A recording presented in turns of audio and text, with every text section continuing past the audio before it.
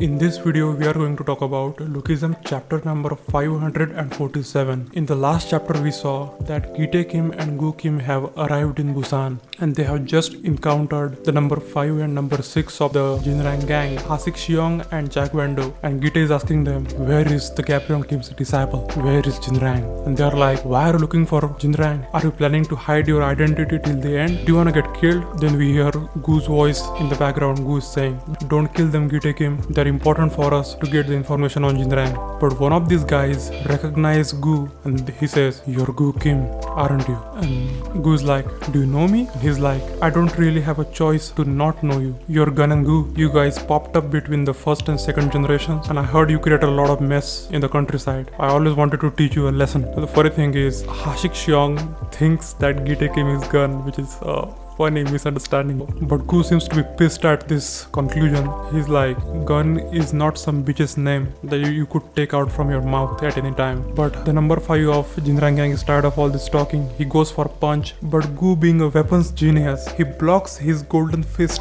with a pen. We're talking about a pen here. This is some John Wick kind of shit here. And deflects it while attacking him at the same time and says, get away from me. And Gitae is just watching this, enjoying the whole scene and whistling here. Then Hasik Xiong goes for a flying kick. Goo Kim again blocks it with a pen and points the tip of the pen towards the shoes of Hasik Xiong, but the tip of the pen breaks. Hasik Xiong says, I heard you're very good at using weapons, but you got none right now. Suddenly he sees a spring popping up before his eyes, bursting his eyes in blood, and he's yelling and screaming in pain. Then he saw that it was a notebook spring that Goo pulled out and hit him in the eyes. And he's like, a notebook spring? He got me with a notebook spring? Guys, Goo is made for weapons. Goo can turn anything, pen, pencil, it doesn't matter if he has a sword or if he doesn't have a sword, it doesn't really matter because Goo Kim can turn anything into a goddamn weapon. Then both of the number 5 and number 6 go for a double fist attack. But what happened next shocked both of them. Both of their golden and silver fists have been cut like it was a chainsaw. And Goo says, we are not 1 and 2, we are just Gun and Goo.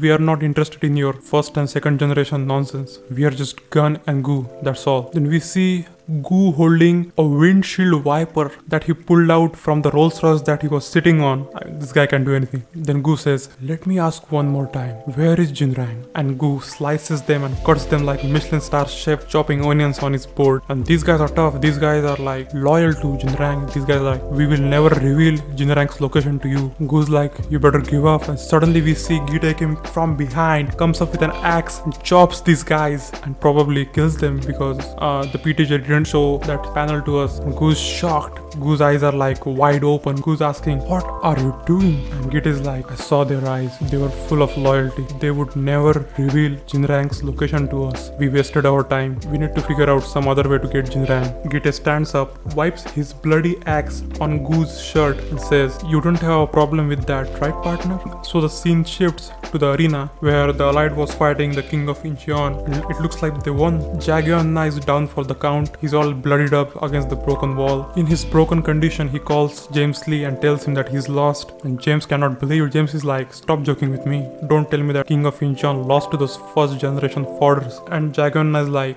they are not just any normal kids. They are seriously strong. They have a perfect Muay Thai, another Iron Fortress, a Song Ji-yuk descendant, and a guy whose limit no one knows. And James is like, well, I told you to bring Daniel Park and Jinrang to me. If you can't do that, then our deal about Incheon is off. So after listening to James, Jagion has no choice but to get up on his feet and keep fighting. He says, okay then, I'll just die fighting. But suddenly James is like, that's okay, no need for that. I'll let you slide this time because of your effort. Pass the phone to Jinrang. And he throws the phone to Jinrang and he's like, you must be Jinrang speaking. I visited Busan once when you weren't around. I thought it was a shame. Have you thought about offering Busan to me? And Jinrang is like, I'll give it to you only if I do all those things to you that you did to my people. And Jinrang says, you just wait, James Lee, I'll fucking kill you. And smashes the phone in his hand. And Daniel goes to Jinrang, says, we need to talk. As you can see, I'm not James Lee's dog. I was just pretending to follow James Lee's order so that I could talk to you. And Jinrang is quite impressed with Daniel's abilities, so he orders Sangbek to empty the arena and put an end to this fight. So after everyone has left, Jinrang says, so what is there to talk about? And Daniel is like, first of all, I want to apologize to you for all the troubles that I've caused to you. And Jinrang is like, I'll decide that after listening to your story. story. So Daniel says, James Lee is planning something big and I'm too weak to handle it.